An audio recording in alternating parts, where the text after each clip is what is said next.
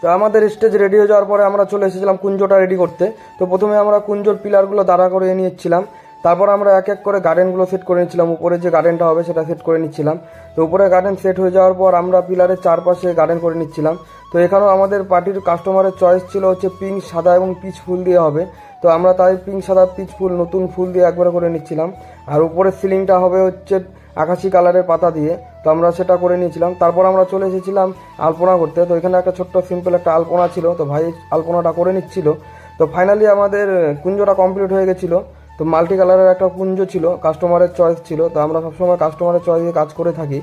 তো কেমন হয়েছে অবশ্যই আপনারা জানাবেন, আর অবশ্যই আমাদের সাথে কন্ট্যাক্ট করবেন। আমরা সবসময় প্রস্তুত আপনাদের স্বপ্নের দিনটিকে সুন্দর করে সাজিয়ে তোলার জন্য। তো যদি ভালো লেগে থাকে আমাদের এই ডেসক্রিপশনে দেওয়া নাম্বারটা অবশ্যই যোগাযোগ করবেন। ধন্যবাদ।